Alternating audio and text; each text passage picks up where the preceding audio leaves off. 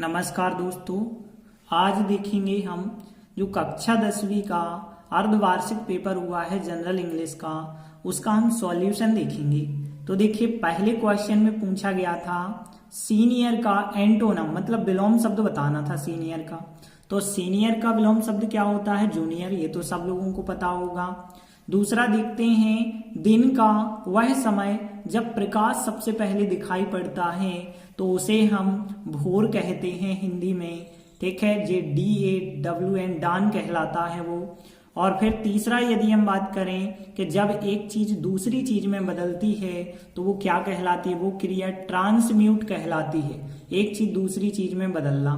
फिर देखें, स्लीप का मीनिंग बताना। स्लीप मतलब सोना होता है और स्लम्बर का मतलब भी होता है सोया हुआ, गहरी नींद में सोना होता है स्लम्बर का मीनिंग।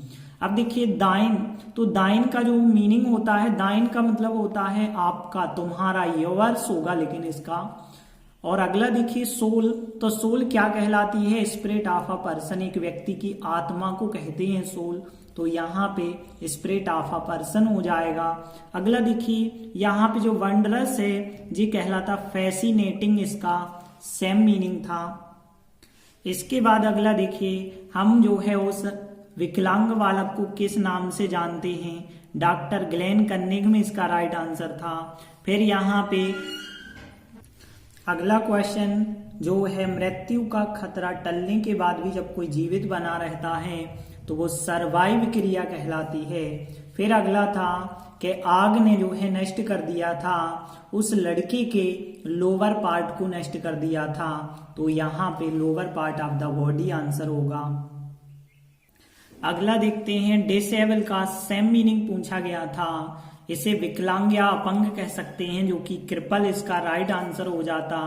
अगला देखिए, यहाँ पे है टू प्रोड्यूस यंगर वंस, मतलब जब हम अपने बच्चों को जन्म देते हैं तो वो क्या कहलाता? वो क्रिया ब्रीड कहलाती है। फिर अगला देखिए, डेंगल, डेंगल का मतलब लटकना होता है, लटकना हैंग क्रिया कहलाती है। तो इसको जो है पहला राइट आंसर होगा कि टू हैंग और स्विंग फ्रीली, जब स्वतंत्रता पूर्वक आप झूल जाते हैं या लटकती है कोई चीज तो वो डेंगल कहलाती है। ह्यूज का मतलब विशाल होता है और इसका जो विलोम शब्द होगा वो छोटा होगा, छोटा मतलब स्मॉल हो जाएगा। कॉमरेड्स साथी होते हैं जिन पे हम विश्वास कर लेते हैं। ट्रस्टेड कंपेनियन हम इसे कह सकते हैं। तो यहाँ पे विश्वासी साथी कहलाने। और सेक्रीफाइस मतलब बलिदान देना, त्याग करना। ऑफरिंग क्रिया का मतलब भी होता है त्याग करना, तो इसका राइट आंसर ऑफरिंग हो जाएगा। भगत सिंह ने मजिस्ट्रेट को क्या कहा था? कि आप बहुत ही सौभाग्यशाली हैं, फॉर्चुनेट हैं। अगला देखिए कि यहाँ पे ब्रिटिश जो थे उनने किस नदी के किनारे जो है क्रांतिकारियों की बॉडी को ले गए थे? सतलज नदी था इसका राइट आंसर। फिर इसके बाद देखिए अगला है कि यदि देखें तो घास, घास का जो मैदान होता है मीडो कहलाता है। तो यहाँ मीडो इसका राइट आंसर था। फिर चिल्ड्रन जो है, चिल्ड्रन पोएम के राइटर H.W. लॉन्गफेलो हैं, तो H.W. लॉन्गफेलो इसका राइट आंसर था। इसके बाद देखिए अगला सेम मीनिंग बताना था। जब एक कोई जेंटल टच करता है या किस करता है तो यहाँ ये चुंबन कहलाता है, केयर्स। ठीक है, तो केयर्स जो इसका राइट आंसर था। इसके बाद देखिए यहाँ पे ईविल इसका राइट आंसर था, मतलब एक ऐसा फोर्स जिसके कारण जो है गलत चीजें हो जाती हैं तो उसके लिए हम ईविल कहते हैं, बुराई कहलाती है। फिर देखिए अगले क्वेश्चन का आंसर था लाइट दे रीसेटिंग लैंप, इसका राइट आंसर था। फिर अगला देखिए, यहाँ दाई का जो है सेम मीनिंग पूछा गया था तो इसका राइट आंसर था योर।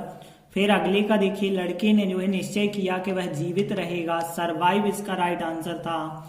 फिर जो है कौन कौन सी चीजें थी जिसने बालक की सहायता की है विकास करने में? तो ये सब चीजें, रोज मसाज भी और उसका दृढ़ संकल्प भी था, लोहे जैसी मसाज, धैर्य थी उसमें, ये सब चीजें जो हैं इसका आंसर हैं। और ग्रेटफुल का मीनिंग है थैंकफुल। और इसके बाद राजगुरु सुखदेव मना कर देते हैं अपना चेहरा ढकने से, तो गेट दियर फेसेस कवर्ड हो जाएगा इसका राइट आंसर। फिर अगला देखिए, यहाँ पे पूछा गया है जब हम बलिदान दे देते हैं अपने मातृभूमि के लिए तो वो किस चीज का प्रतीक होता है। पैट्रियोटिज्म मतलब देशभक्ति का। और जो ब्रोक होते हैं, ब्रोक हम नाले को कहते हैं या एक छोटी नदी को कह सकते हैं, स्मॉल रिवर। तो इस प्रकार से विकल्प पूछे गए थे।